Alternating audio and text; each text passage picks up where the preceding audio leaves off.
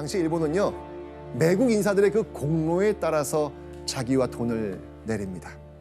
이완용은요, 백작 자기와 돈 15만 원을 받습니다. 약 30억 정도가 됩니다. 엄청나게 봐.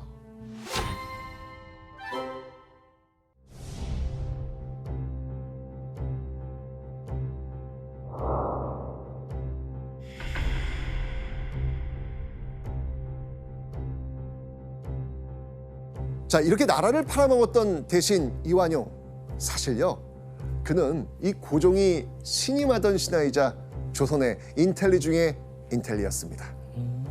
고종이 너무너무 아끼고 사랑하고 옆에 두고 싶었던 와. 그런 시대였습니다. 처음에 네, 왜 그랬을까요?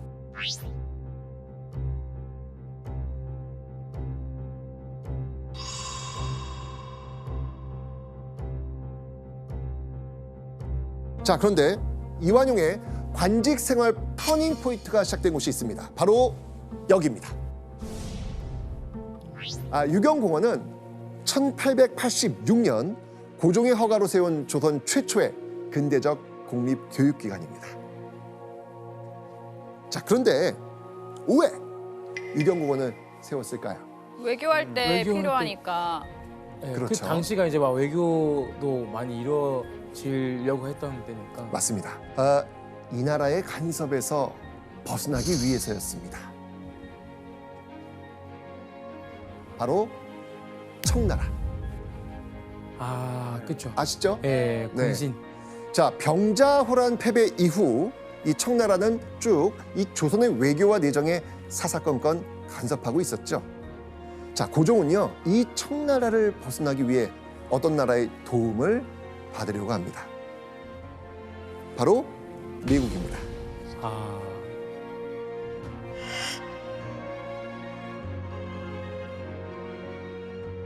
근데 세계에 이렇게 많은 나라가 어쨌든 간에 있는데 왜 굳이 미국이었을까요? 고종의 미국에 대해서는 굉장히 짝사랑했습니다. 그러니까 1882년 조미수호 통상조약이 체결되었을 때 그 내용을 보면은 조선의 국제 분쟁이 생겼을 때 미국이 조정해 준다는 그런 조항이 있습니다. 이 조항 때문에 미국에 굉장히 크게 기대를 걸었죠. 자, 그런데 한 가지 문제가 있었습니다. 조선엔 영어를 제대로 하는 사람이 없었던 것이죠. 그러니 어떻게 해야 되겠습니까? 그건 이제 교육으로. 길러내야죠. 길러내야죠. 맞습니다.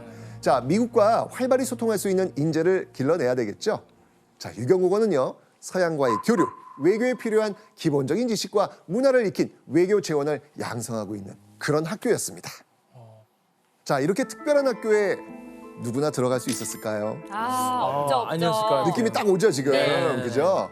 오로지 명문가의 자제와 현직 관리들, 아주 세심하게 선발된 30여 명 정도만 입학할 수 있었습니다. 자, 그런데 이렇게 선발된 사람 중 한 명, 네. 그 한 명이 바로 이완용. 이완용입니다. 29살이 되던 1886년, 굉장히 중요한 포인트. 유경공원에 자원 입학합니다. 자, 과연 이 이완용은 왜 어떤 생각으로 이 유경공원에 자발적으로 자원 입학했을까요? 자, 만약 이완용이 영어에 익숙해져서 미국 통이 되고 조선의 최고 권력자 고종의 눈에 든다면 호호, 관직자로서 탄탄대로를 걸을 수 있다, 가능하다, 이렇게 생각하지 않았을까요? 그렇죠. 이완용은요, 이 유경공원을 세운 고종의 의중을 빠르게 눈치채고 유경공원에서 열심히 공부합니다. 그리고 미국과의 교제가 점점 기묘해졌기 때문에 그때 신설된 유경공원에 입학하여 미국에 가게 되었다. 우와, 와우. 통역이 아니고 아예 그냥 미국으로. 아예 가는 거네요. 야, 그 당시에 미국을 간다는 거는 정말 손에 꼽을 수 있는 그런 사람일 텐데 거기에 이완용. 이완용이 간 겁니다. 이완용은 대체 어떤 이유로 미국에 가게 된 걸까요? 요거 맞춰줘야지. 이 조미소 통상조약을 맺은 이후에 조선에 미국 공사관이 세워집니다. 그리고 이번에는요, 또 조선이 미국에 조선 공사관을 세우러 가야 됐거든요. 이완용은요, 그 공사관원 중 한 명으로 선발된 겁니다. 아. 네.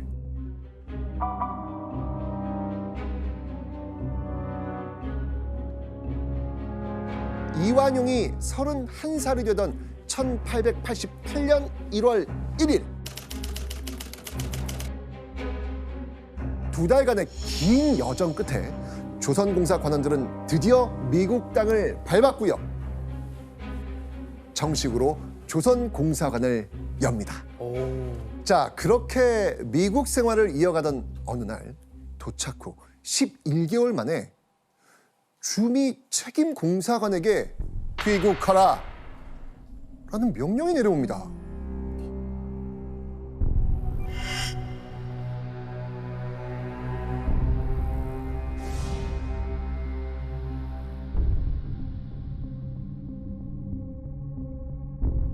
아, 끈질기네. 청나라는요, 허락도 없이 단독으로 이런 일을 진행해, 이거 웃기는 일이야, 자신들을 무시한다고 생각했던 겁니다. 결국 고종은 책임 공사관을 조선으로 소환할 수밖에 없었습니다. 자, 그런데 이 불미스러운 일이 누군가에게는 행운이 됩니다. 기국이? 자, 공석이 된 주미 공사관의 자리, 누가 차지하게 될까요? 이완용. 그렇죠. 이완용. 이완용은요, 책임 공사관 바로 다음으로 높은 직책이었거든요. 그는 약 2년 동안 미국 주재 공사관의 책임자 대리로 일하게 됩니다.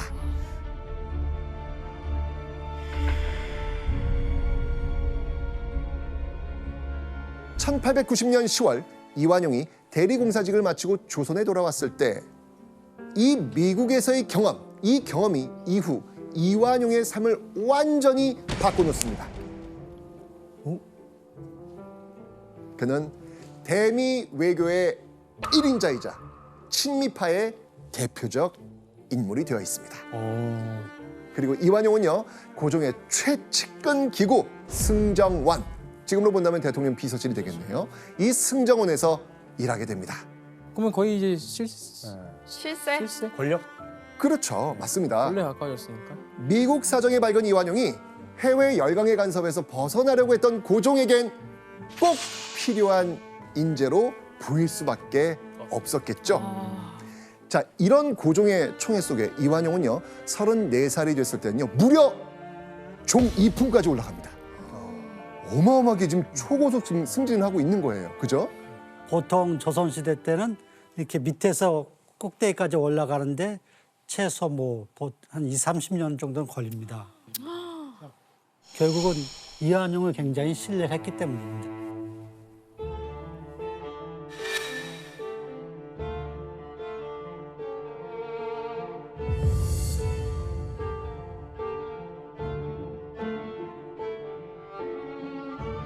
자, 이완용은요, 친미파로 고종의 최측근에서 승승승승 장구한 것입니다.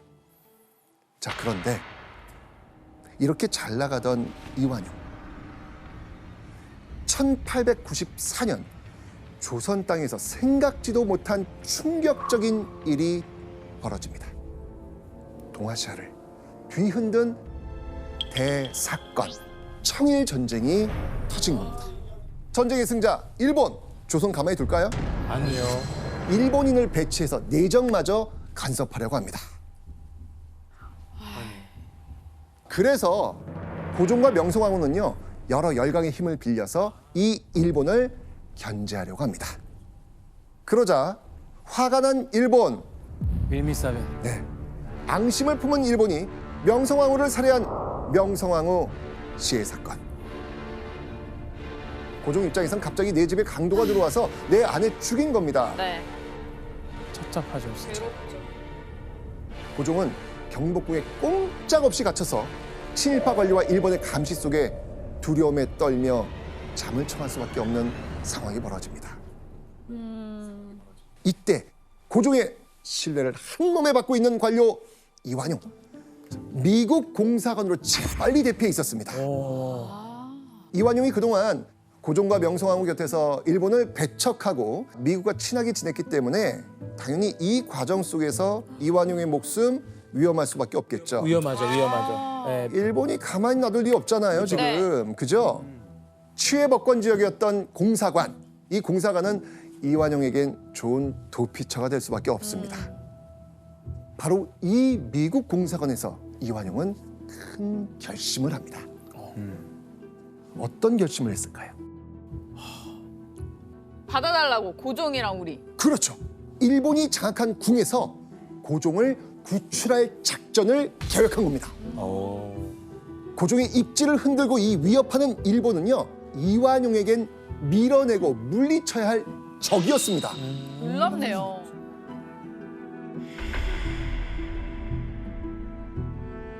자, 그렇다면 이완용은 고종을 구출한 다음 과연 어디로 도피시키려고 했을까요? 30여 명의 행동대를 대동하고 궁으로 갑니다. 오. 그런데 자, 이 사전에 구출 계획이 발각되면서 결국 실패합니다. 이완용 포기했을까요? 아니요. 아니야? 이완용은요, 미국 선교사를 통해서 이 고종과 연락하면서 다음 기회를 또 노립니다. 그리고 1896년 2월 11일 드디어 그 계획 성공합니다. 오, 성공했어요? 네, 경복궁을 떠나 고종이 피신한 곳, 아, 예.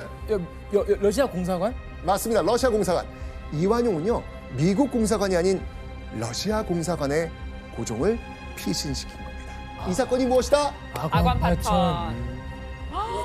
와.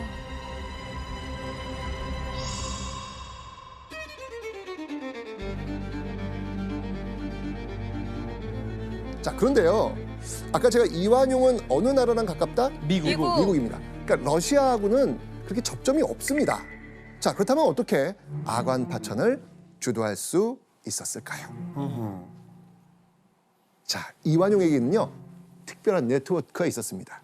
외국 공사관이 많은 정동을 중심으로 만들어진 외교 커뮤니티.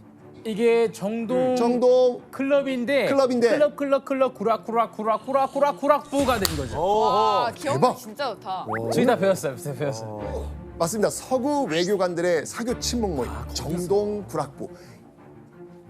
이완용이 바로 이 정동 구락부의 회원이었던 겁니다. 진짜 그 활동을 많이 그러니까요. 자, 그리고 이완용은요, 정동 구락부에서 미국, 러시아와 가까웠던 이들과 함께 고종을 러시아로 탈출시킨 겁니다. 이완용은요, 미국이 아니더라도 자신의 목적을 달성할 수만 있다면 어떤 외세의 힘을 빌리든 상관없었습니다. 자, 과연 아관 파천이 성공한 뒤 이완용은 어떻게 됐을까요? 토. 네. 더 신이 지위가 올라갔겠죠. 당연하겠죠. 성공했으니까. 목숨을 구했는데, 그죠? 고종을 구해낸 공으로 이완용은요, 하루아침에 관료직 감투를 3개나 받습니다. 그야말로 고종의 최측근 관료로 우뚝 서게 된 겁니다. 하지만 일본은요, 러시아 공사관으로 피신한 이 고종을 계속 압박합니다. 과연 어떻게 압박했을까요? 일본은요, 조선 백성들이 모두 보는 신문에 한글로 이런 글을 싣습니다. 자신의 궁궐을 떠나 외국 열강에게 보호를 요청한 국왕을 폐위해야 한다. 나라가 어려운 상황에서 이런 신문이 돈다? 그럼 우리는 누구 의지? 우리도 어떻게 막 이렇게 좀 되게 불안했을 것 같은데. 그죠? 자, 이 불안해하는 백성의 민심을 달래기 위해서 고종은 이완용에게 이 사태를 수습하도록 명령합니다. 이완용은요 고종의 명령을 받들어서 신문사에 엄중히 경고했고요. 선동성 기사는 싣지 않도록 일본 공사에 조치를 취합니다. 오. 이야. 진짜. 자, 이 대표 친일파로 우리가 익히 알고 있는 이 이완용은요 이때까지는 일본을 철저하게 미워하고 경계했던 것입니다. 아니 무슨 일이 있었던 무슨 거야? 일이 있길래 아. 갑자기 이렇게 변했을까? 지금도 충분히 행복하게 잘 살고 있는 건데. 그런데요 이런 상황에서 이완용의 사회적 명망이 추락하고요 실체가 드러나는 사건이 발생합니다. 오. 대체 무슨 일일까요?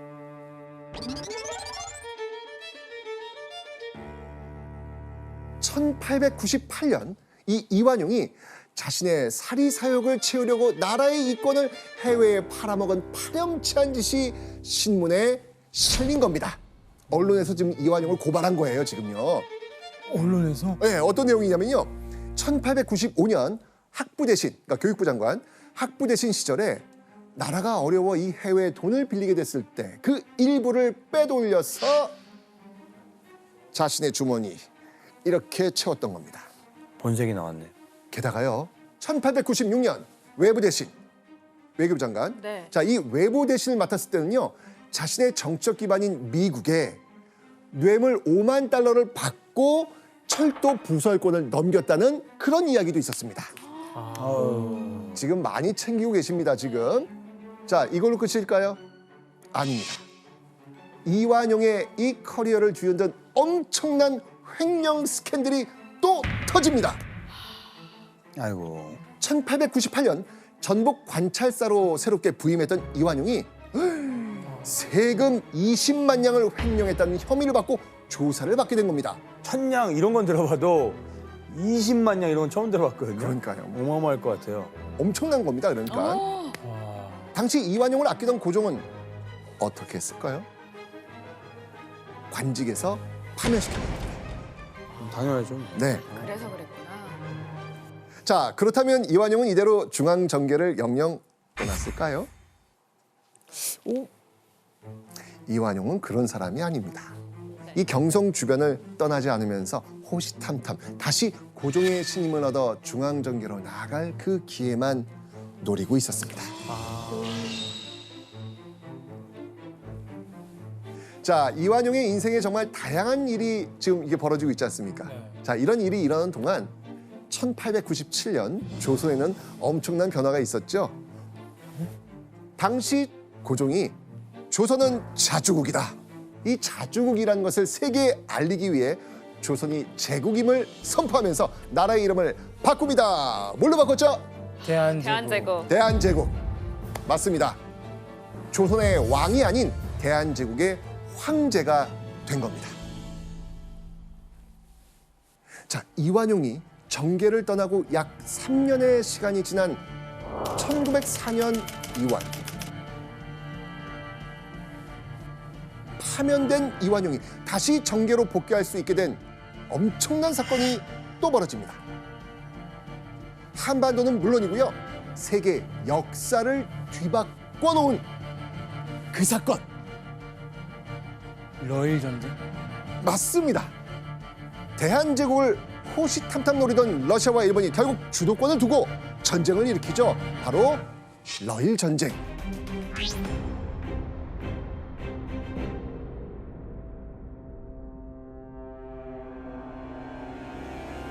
자, 이 청일전쟁 이후 조선에 대한 침략 야욕이 더 커진 일본, 또 아관 파천 이후 조선을 간섭해온 러시아.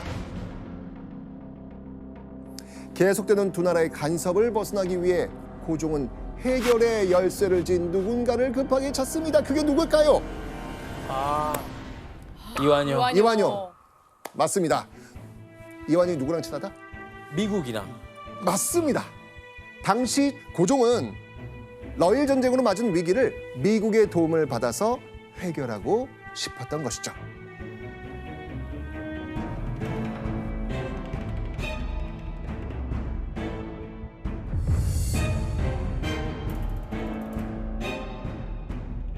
고종은 파직당한 이완용을 불러들입니다. 어떤 자리에 앉게 됐을까요? 고종의 직속 부서인 국내부의 특진관, 지금으로 치면 대통령실 보좌관으로 임명이 된 겁니다. 와. 가까운 곳에 있네요. 그렇죠. 완전 최측근. 고종의 완전 최측근. 자, 이제 다시 내가 그토록 바라던 내 세상이 다시 시작됐겠구나. 네. 이렇게 생각했겠죠? 네. 그런데 말입니다. 돌아온 지 3개월 만에 3개월 만에. 이완용은 해임됩니다. 아, 왜요? 바로 이완용의 정치 활동을 반대하는 세력이 있었거든요. 놀랍게도 일본을 배후에 두고 있는 친일파들이었습니다. 자, 그런데 친일파들은 왜 이완용을 경계했을까요? 그랬을까? 아까 고종의 아간파천 도운 인물 누구? 아, 이완용. 이완용.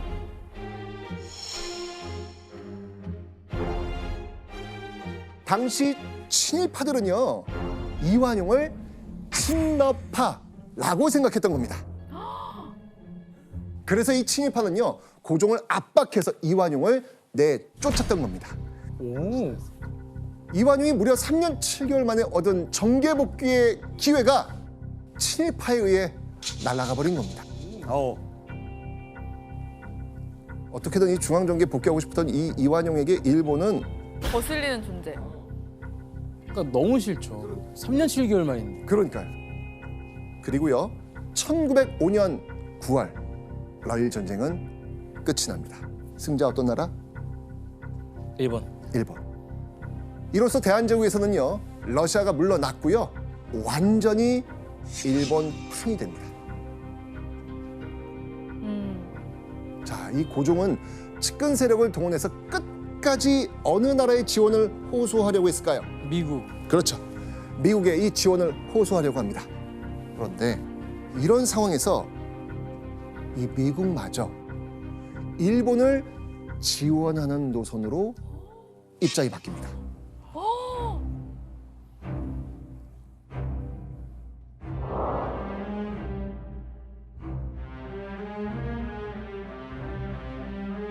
결국 모든 힘의 균형이 일본으로 지금 기울고 있는 상황.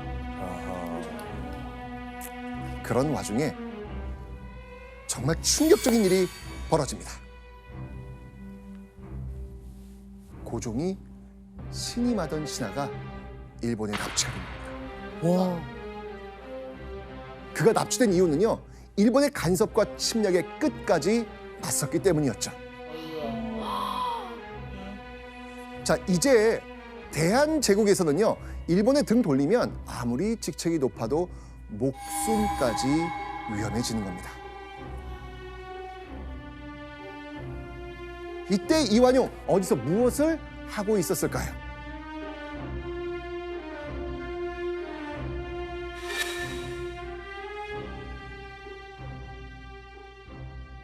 이완용은요, 급히 누군가를 찾아갑니다. 누구냐면 바로 자신과 함께 미국에서 근무한 동료이자 일찍이 친일파로 돌아선 법부 대신 법무부 장관 이하영이었습니다.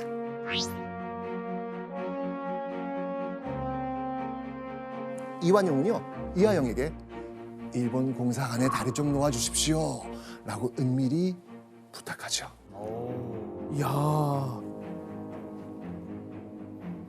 그리고 이완용은요, 일본 공사의 추천을 받고 학부 대신으로 컴백했던 겁니다. 실세는 미국이 아니었고 일본 제국이었다. 맞습니다.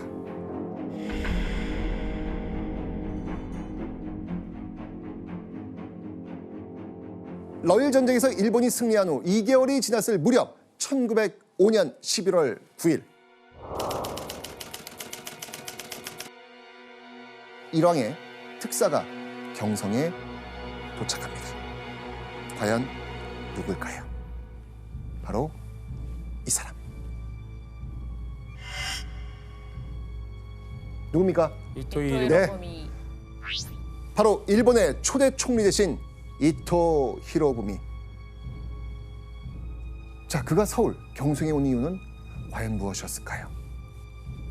바로 외교권을 일본이 차지한다고 국제적으로 공표할 수 있는 이 조약을 체결하기 위해서였습니다. 일사늑약. 맞습니다. 본격적인 대한제국 침략 계획을 시작한 것이죠. 와.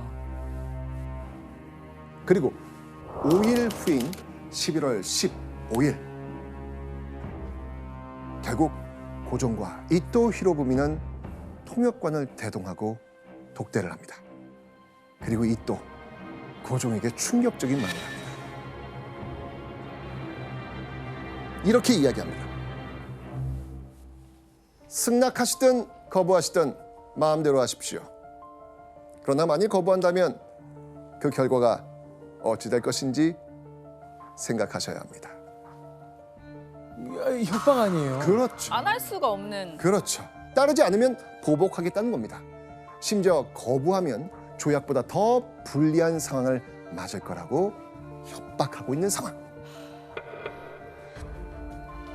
거침없이 왕을 겁박하는 침략자 이토 히로부미에게 모든 것을 빼앗길 위기에 놓인 고종. 어전 회의에서 고종은 대신들과 일본의 일방적 요구를 어떻게 해결할지 의논합니다. 자, 이때 이 회의를 주도한 대신은 과연 누구였을까요?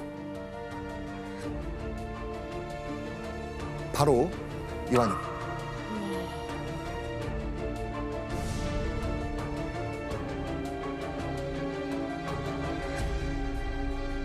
긴 회의 끝에 고종과 대신들은 이토에게 이렇게 말하기로 결론을 내립니다. 체결은 불가하다. 오. 안 된다. 네, 을사늑약은 절대 체결할 수 없다라고 반대의 뜻을 모은 겁니다. 이완용. 근데 이완용이 그러니까 이런 의견을 냈다는 게 조금 네. 신기한데 왜 그렇게 한 거예요? 이완용도 처음부터 공개적으로 나는 조약에 찬성합니다 하고 얘기하기가 힘들었을 겁니다. 근데 속으로는 찬성하면서 좀 눈치를 보면서 적절한 때 타이밍을 아마 좀 노리고 있었던 겁니다. 그리고 이제 이완용이 미리 찬성한다고 얘기하면은 고종하고 대신들이 거기에 대한 대비책을 세워둘 수가 있으니까요. 자, 그런데 대신들의 이 회의 결과가 누군가의 귀에 들어갑니다. 바로 대한제국의 외교권을 빼앗겠다는 일념으로 온 누구? 이토 이토 히로부미. 히로부미였죠.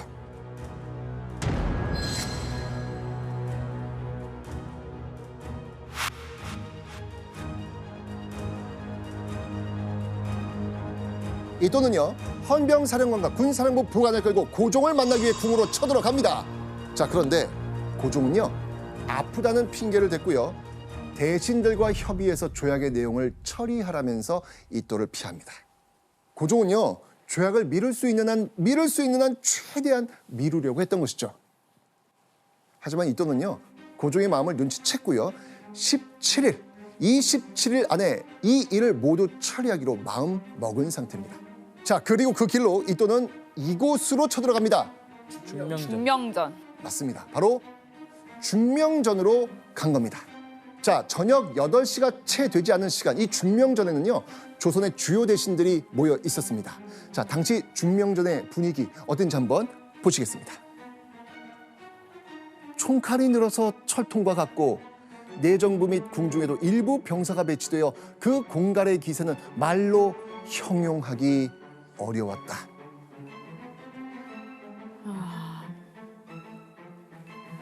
이런 상황에서 조약을 맺자는 얘기를 들으면 어떤 생각이 들 것 같습니까? 그러니까 일단 너무 공포스러울 것 같은 건 확실한 것 그렇죠. 같아요. 너무 공포고 이거 진짜 어떻게 해야 하지?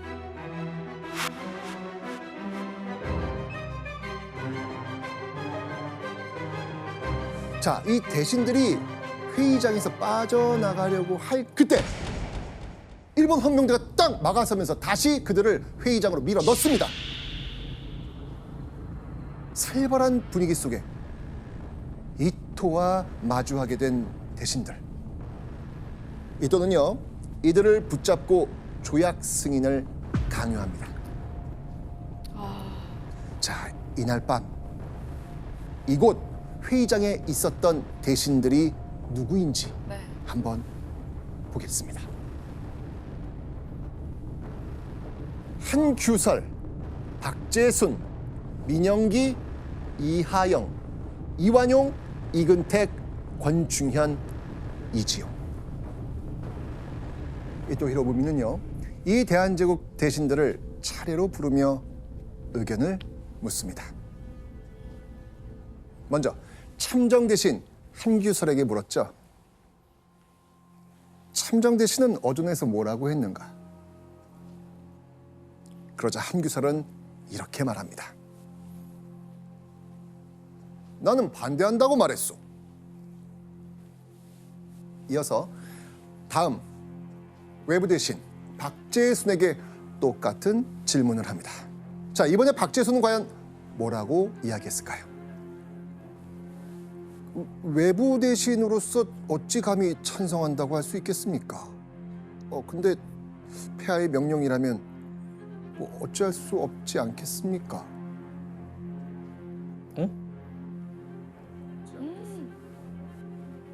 이러지도 저러지도 못한다면서 박재순이 말꼬리를 흐립니다. 자, 그러자 이토 뭐라고 이야기했을까요? 외부 대신은 찬성하는 편이다. 말꼬리를 흐리고 강력히 반대하지 않았으니 찬성이라는 겁니다. 이게 지금 찬성으로 그냥 간 거예요. 들리지 않죠, 그죠? 자, 이토는요, 이어서 이하영에게도 똑같은 질문을 합니다. 이하영은요, 정세를 운운하면서 확답하지 않습니다.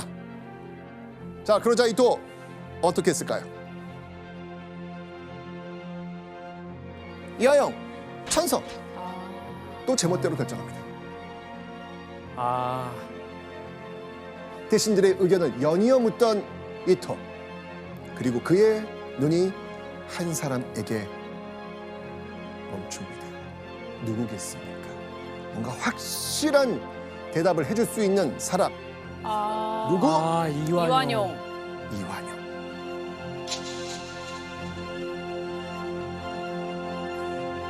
국력이 약한 우리가 일본의 요구를 거절할 수는 없습니다. 체결하는 것이 좋습니다. 이완용은 이토의 기대에 제대로 부응합니다. 이완용의 강력한 찬성. 자, 결국 이런 분위기에 휩쓸린 나머지 3명의 대신도 찬성표를 던집니다. 결국 8명의 대신 중 5명이 찬성합니다. 이날 조약에 찬성한 5명을 우리는 이렇게 부릅니다. 을사오적. 을사늑약에 찬성하고 사인한 5 대신 바로 을사오적입니다. 아유.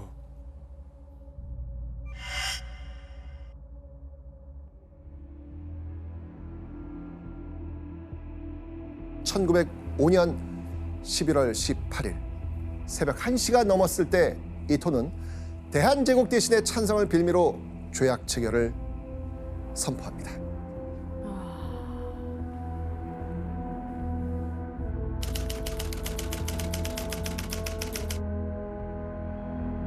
그 대신들이 다수결로 찬성했다고 해서 이 조약이 뭐 효력이 있는 거예요? 통과가 될 수가 있는 거예요? 대한제국은 황제가 다스린 나라고 황제가 모든 것을 결정한 국가다. 근데 그 황제가 이 조약 체결을 대신회의에서 협의해서 결정을 했으니까 대신회의에서 과반수가 넘으면 그 자동적으로 대한제국도 여기에 찬성한 것이다. 이렇게 이제 주장을 펼쳤던 거죠. 대신회의에서 국가 간의 조약에 필요한 적법한 절차를 전혀 지키지 않았기 때문에 무효이고 불법한 조약이라고 할 수 있습니다. 자, 이 이완용의 적극 찬성으로 이루어진 을사늑약. 결국 대한제국은 외교권을 완전히 박탈당합니다.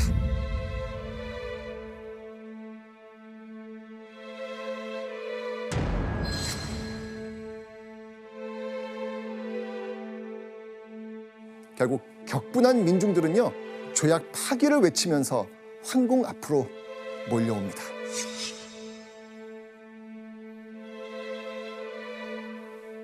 자, 그런 과정에서 이 민중의 분노를 더욱 끌어오르게 만드는 그 글이 퍼집니다. 어떤 글이었을까요? 시일야 방성대곡 오늘 목노와 통곡하노라. 저 개돼지만도 못한 소위 우리 정부의 대신이란 자들은 자기 일신의 영달과 이익이나 바라면서 위협에 겁먹어 머뭇대거나 벌벌 떨며 나라를 팔아먹는 도적이 되기를 감수했던 것이다. 원통하고 원통하다. 동포여, 동포여. 와, 그날의 울분이 느껴지십니까? 와 진짜 너무 느껴져요. 그 두 번 반복하잖아요. 원통하다. 원통하다. 예. 그렇죠. 맞습니다. 자, 사람들의 비난은 점점 거세졌고요. 이 을사오적을 처벌하라는 상소가 빗발칩니다. 자, 이때 이완용 과연 어떻게 반응했을까요? 자, 당시 이완용이 한 말이 있습니다. 한번 보겠습니다. 조약의 취지를 이해하지 못한 어리석은 자들의 헛된 말입니다. 외교에 대한 문제만 잠깐 이웃 나라에게 맡겨졌으나 나라가 부강해지면 돌려받으면 됩니다.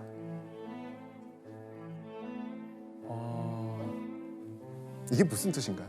변명이죠 뭐. 그 사람들을 비난하는 거네요. 네, 맞습니다. 바로 자신을 비난하는 사람들은 어리석고 그저 외교 문제만 잠깐 일본에 맡겼을 뿐이라는 겁니다. 문제 없다는 겁니다. 아,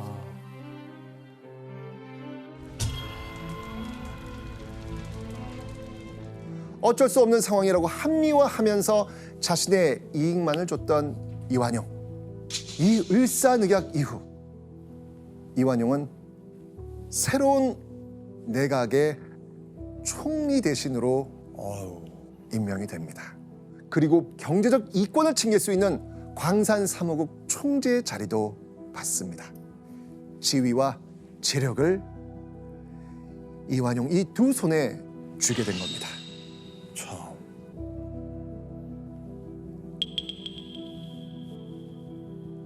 그리고 이완용은요, 이또에게 충격적인 맹세를 합니다. 어떤 맹세지? 어떤 난관에도 좌절하지 않고 한국을 일본에 병합시키겠습니다. 이야, 철저하게 대한제국을 일본에 바치겠다는 맹세였습니다. 이또는요, 이완용을 의지가 강한 용기 있는 자라면서 절대적으로 신임하지요. 그리고 이완용은 이토에게 충성을 맹세한 겁니다.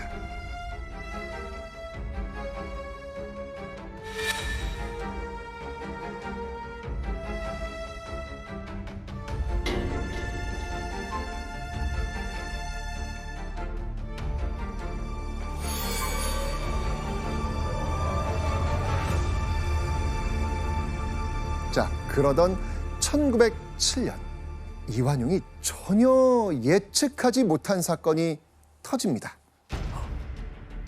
매국노 이완용 입장에선 절대 일어나선 안 되는 큰 사건인데요. 대체 무슨 일일까요? 무슨 일이지?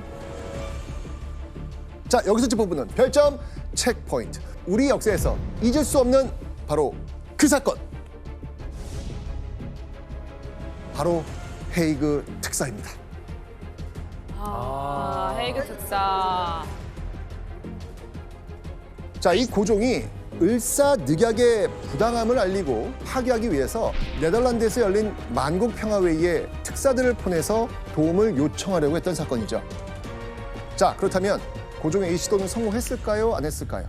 성공하지 못합니다. 예. 일본 때문에. 맞습니다. 일본의 방해로 고종의 특사들은 본 회의장에 들어가 보지도 못합니다. 완전한 실패. 자, 그런데요. 일본이 방해했다는 건 일본이 고종의 특사를 눈치챘다는 겁니다. 자, 일본 가만히 있었을까요? 아니요. 맞습니다. 이토는요. 크게 분노하면서 고종을 쫓아낼 계획을 세웁니다.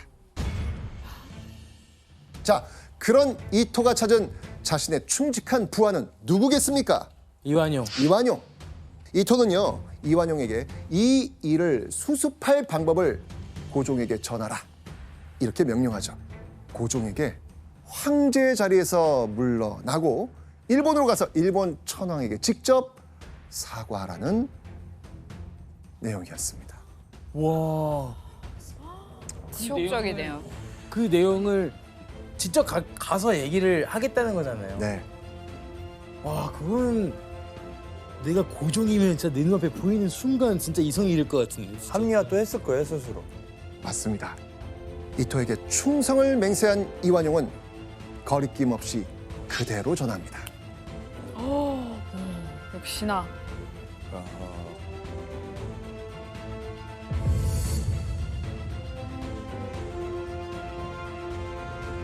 자, 이렇게 들은 일본의 요구에 과연 고종은 뭐라고 답했을까요? 당연히 안 된다고 했겠죠. 그때 이완용 고종에게 이렇게 소리칩니다. 소리를 쳐요. 네. 폐하께서는 지금이 어떤 세상이라고 생각하십니까? 이렇게 말이죠.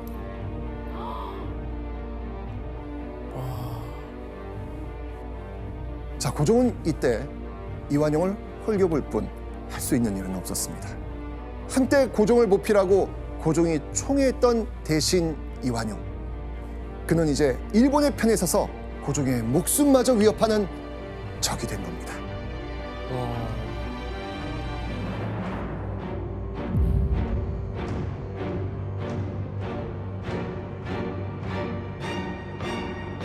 아무리 이거 이완용이라도 이거 너무 심한 거 아니에요? 그래서 아까 고종한테 큰 소리 치면서 속으로는 고종한테 이런 얘기를 했을 겁니다. 을사늑약 때 다 내 덕분에 고종도 살고 왕씨도 보존하지 않았느냐. 그리고 그때 반대하지 않으면서 왜 지금 와서 이렇게 행동하세요. 제발 왜 나를 난처하게 하십니까? 왕씨도 보존하고 목숨도 보지하고 싶으시면은 그냥 아무것도 하지 마시고 조용히 계세요. 아마 이런 메시지를 고종한테 아마 눈짓이라든가 아마 서로 좀 표현했을 겁니다. 맞습니다. 자, 이렇게 조선을 팔아넘기고 최고의 권세를 누리게 된 이완용. 고종까지 폐위시킨 이완용에게 이제 거칠 것은 없었습니다. 사람들은 그를 어떻게 봤을까요? 아유. 지금 시대면 아마 전 국민이 난리 나죠. 뭐 SNS부터 뭐 난리가 나죠. 그죠. 우리나라에 못 있죠. 맞습니다. 이 이완용을 개에 비유하면서 비판합니다. 그의 집 담벼락은요, 온갖 욕설과 분뇨로 더럽혀집니다. 이 시위대가 이완용의 집에 불을 질러서 집이 모두 불탄 일마저 있습니다. 나라를 판 매국노와 일본에 대한 분노는 대단했습니다. 그리고 1909년 10월 이완용을 충격에 빠뜨린 사건이 벌어집니다. 바로 이토 히로부미가 하얼빈에서 총을 맞고 죽은 겁니다.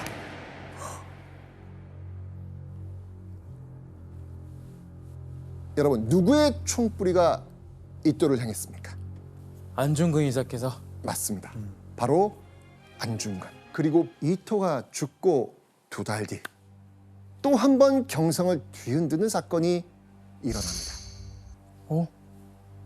자, 당시 신문 기사 한번 보겠습니다. 한번 읽어보시죠. 리 총리가 칼마저. 잠깐 리 총리가 칼마저가 이완용? 아까 칼만- 제가 네, 이 총리가 칼 맞았다고 칼을 그러니까 이완용이 맞아. 이완용이 이완용이 칼 칼 맞았다는 맞았다고. 거네요. 네 맞습니다. 바로 총리인 이완용이 칼에 찔려 생사를 오간다는 기사입니다. 아. 한 청년이 이완용의 죄를 벌하겠다면서 그의 목숨을 노린 겁니다. 그 청년의 이름은 이재명. 이재명. 네.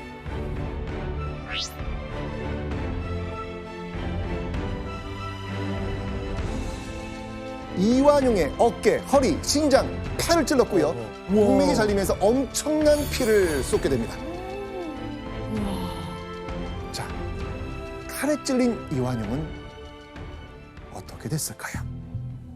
그 정도 칼 찔리면 못 살아요. 그 정도로 찔렸으면은. 그러니까요. 자, 그런데 살아남습니다. 아이고. 아니 엄청 찔렸는데 어떻게 살아남죠? 참. 이완용은 친일 매국 관료 중 가장 높은 자리에 있었습니다. 그래서 당대 최고의 의료진에게 최고의 수술을 받고요. 아, 퇴원한 뒤 요양까지 떠납니다. 아이고. 강자에게 기대 임금도 나라도 버린 이완용. 이완용은요, 오히려 이 사건을 계기로 매국 행위에 더 전념합니다. 그리고 1910년 6월 일본에서 새로운 통감이 왔다는 소식이 들리죠. 총리 대신으로 복귀한 이완용은요, 이 칼에 맞은 상처가 완전히 낫기도 전에 통감부로 달려갑니다. 그리고 경술년 1910년 8월 22일 결국 이걸 체결하죠.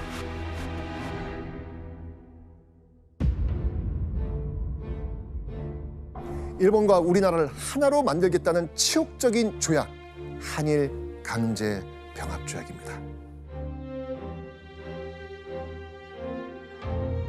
이 한일 병합 조약 제1조 과연 어떤 내용이 올라가 있을까요?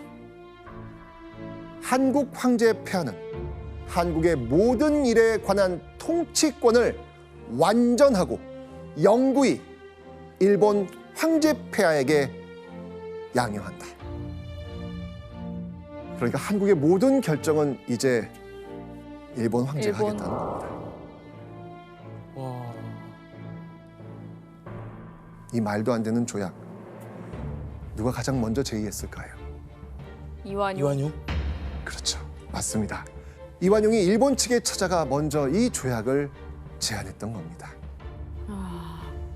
이완용의 적극적인 합방 제안에 훗날 일본은 이렇게 말합니다. 그물 속으로 물고기가 뛰어들어온 기분이었다. 와. 그물소. 이로써 이완용은 우리 역사에 씻을 수 없는 매국노로 남게 되었고요. 일본의 침략 계획에 마침표를 찍어주는 막대한 공을 세우게 됩니다.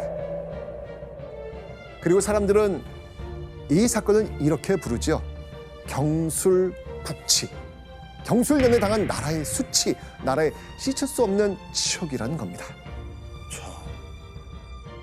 경술국치 이후 이완용의 매국 행위는 다양한 곳에서 행해집니다. 아이들에게 어릴 때부터 일본어를 배우게 했고요. 이순신전 같은 위인전 금서로 만들었습니다. 읽지 말라고 합니다. 왜 그랬을 것 같습니까? 왜냐면 이순신 장군님이 이제 일본을 공격하고 일본을 많이 무찔렀잖아요.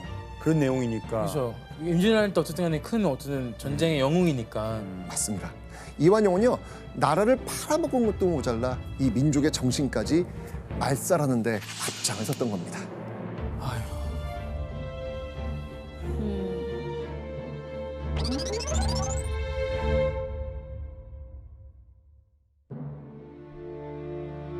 당시 일본은요, 매국 인사들의 그 공로에 따라서 자기와 돈을 내립니다.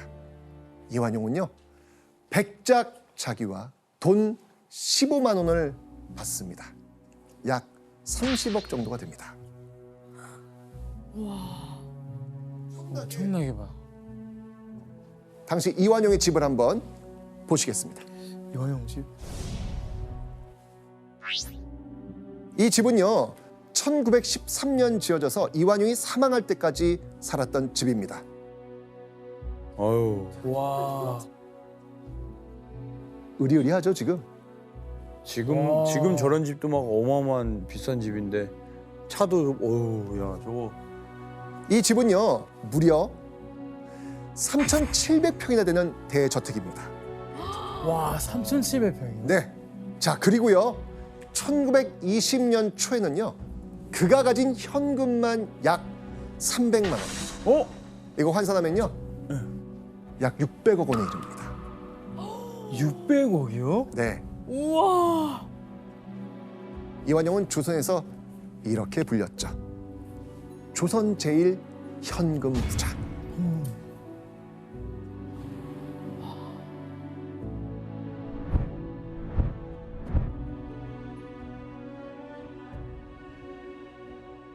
자, 이 부동산을 합치면요 재산은 더욱더 늘어납니다.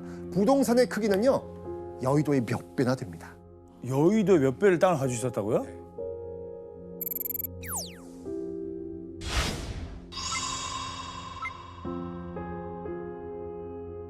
엄청나네. 엄청. 이완용은 나라와 민족을 판 대가로 돈을 쓸어 모으면서 죽을 때까지 민족의 반역자로 손가락질 당합니다. 아. 이완용은요 1926년 69세의 나이로 세상을 떠납니다. 1,300명의 조문객이 참여한 가운데 장례는 성대하게 치러집니다. 아유.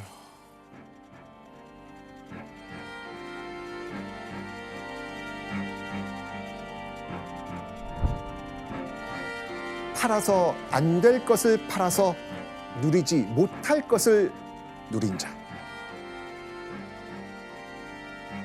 팔아선 안 될 나라를 팔아서 누려서는 안 될 부귀영화를 누린 자라고 신문사설에 정확히 기록되었던 것이죠.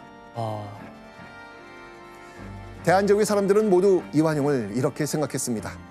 그리고 친일파의 대명사 이완용은 지금까지 여전히 손가락질 받고 있습니다. 와. 아유. 죽기 직전까지도 이 자신의 죄를 뉘우치는 기색조차 없었다는 이완용. 그는 앞으로도 영원히 우리 역사의 파렴치한 매국노, 나라를 판 대역 죄인으로 역사에 기억될 것입니다.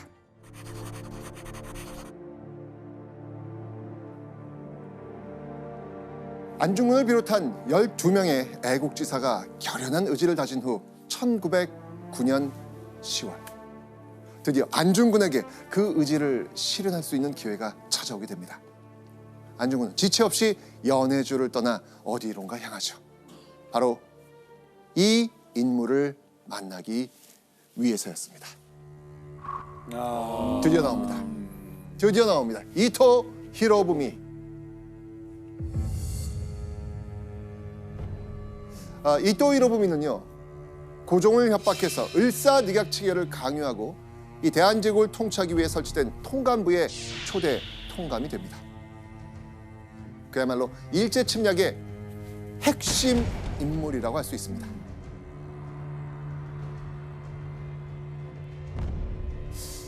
자, 그런데 당시 일본에 있던 이 이토 히로부미가 며칠 내로 이곳에 방문한다는 소식이 신문에 실린 겁니다. 자, 그리고 그 신문을 본 안중근 역시 그 장소로 출발하죠. 안중근이 이토 히로부미를 만나기 위해 향한 곳은 어디였을까요? 우리가 처음에 본 하얼빈역. 맞습니다. 여러분이 알고 있는 그 장소역입니다.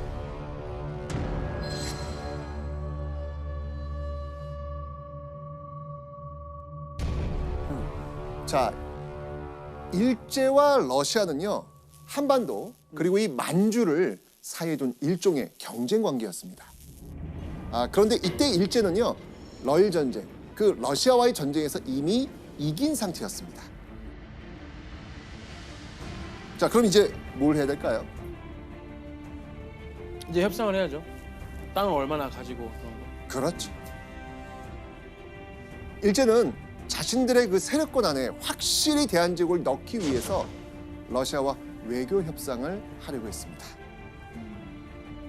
그리고 이때 만주에 속한 하얼빈에서 러시아 대표와 회담을 갖기로 결정된 인물이 바로 일제의 거물 정치인 이토 히로부미였던 겁니다. 이토를 처단합시다. 우리가 이토를 처단해야 하는 이유는 바로 그가 일본 제국주의의 원흉이기 때문입니다. 이토를 처단하지 않고서는 결코 대한제국과 동양의 평화를 이룰 수 없을 것입니다. 안중근은 이토가 하얼빈에 온다는 소식을 듣고 그를 죽이기로 동지들과 결의합니다. 하얼빈에서 일본의 수상까지 지낸 이토 히로부미가 우리의 문제를 놓고 러시아와 협상을 하러 온 거니까 하얼빈이라는 국제 도시에서 이토 히로부미를 저격하면 그 국제 정치적인 효과 상당히 클 것이다라고 예상을 했던 거죠. 예. 자, 그렇게 10월 21일 오전 8시경 하얼빈으로 출발한 안중근. 하얼빈에 도착한 안중근은 여러 신문을 사서 읽기 시작합니다. 이토가 하얼빈에 도착하는 정확한 날짜와 시간을 확인하기 위해서였죠. 그렇게 나흘이 지난 10월 26일 마침내 운명의 날이 밝아옵니다.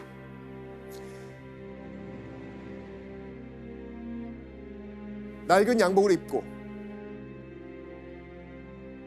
권총을 챙긴 안중근은 오전 7시경 하얼빈역에 도착합니다.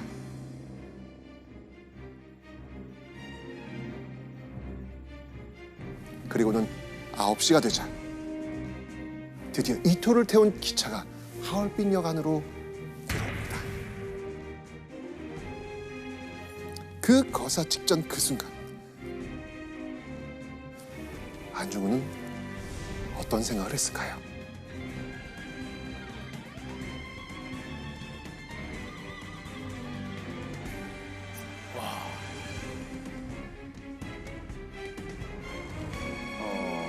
마지막이잖아요. 이제 이게 성공하거나 실패하거나 내 인생의 마지막 순간이기 때문에 아무리 강한 마음을 먹은 사람도 좀 힘들었지 않았을까. 이 심장 소리가 귀에도 들리는 날 있잖아요. 그런 데 있잖아요. 막 그랬을 것 같아요. 1분 1초가 영원처럼 흘러가는 이때 열차 안에서 러시아 대표와 30여 분간 대화를 나눈 이토 히로부미가 드디어 플랫폼으로 내려섭니다. 그리고 마침내 이토가 사정권에 들어온 순간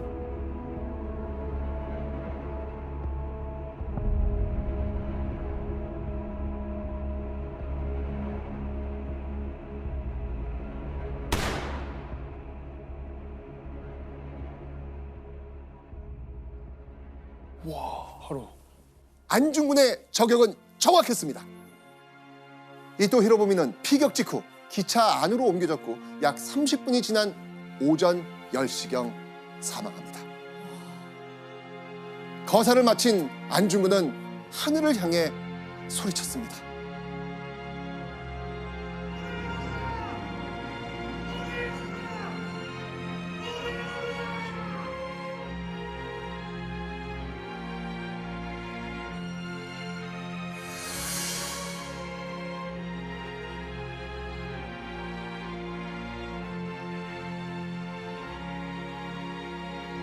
이렇게 만세를 외친 후 안중근 달려드는 러시아 헌병에게 안중근은 조금도 저항하지 않고 순순히 체포해 갑니다.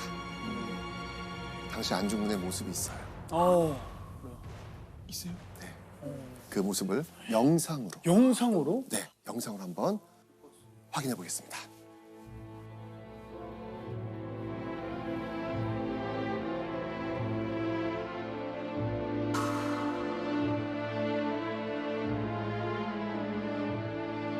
지금 거사가 끝나고 끌려 나오고 있는 그런 장면이에요. 지금. 저두 사람 사이. 같이 걸어가고 네. 있는 거예요. 저 두 사람 사이, 저 뒤에. 네.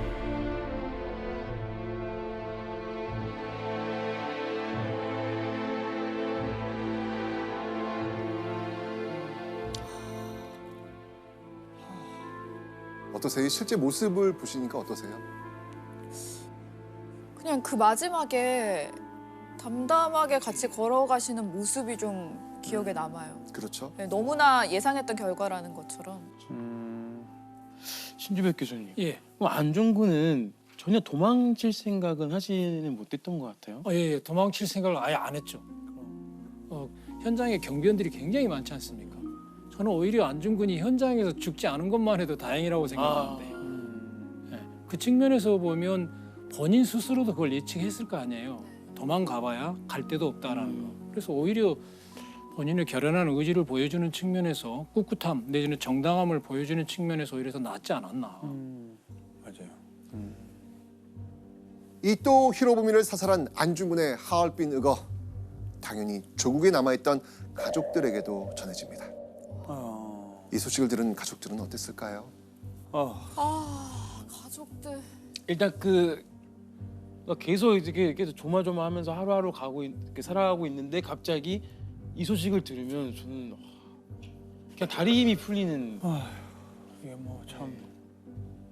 이 당시에 24살, 20살이었던 안중근의 두 동생 안정근과 안공근은요. 이 가족을 대표해서 형 안중근의 옥바라지를 하기 위해 낯선 타지로 떠납니다. 이때 두 사람이 향했던 곳은 어디일까요? 보시죠. 바로 안중근이 갇혀있던 중국 리순 감옥이었습니다.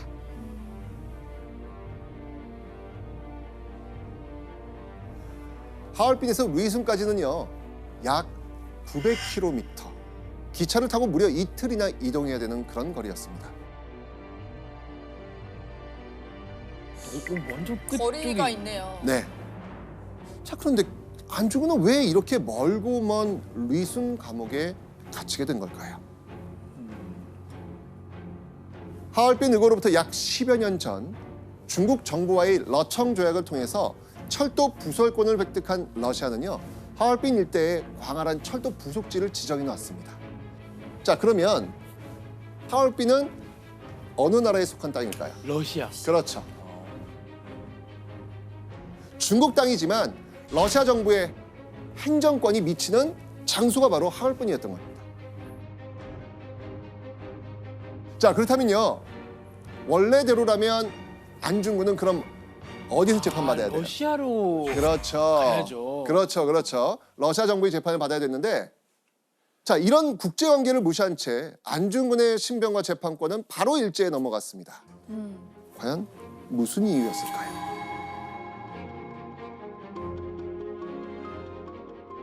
자, 하얼빈역의 경비를 맡았던 러시아는 이또 사망 사건의 책임에서 자유로울 수 없습니다.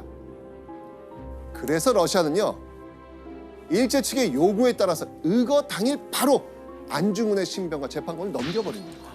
그냥 그 요구를 바로 들어준 거네요. 그렇죠.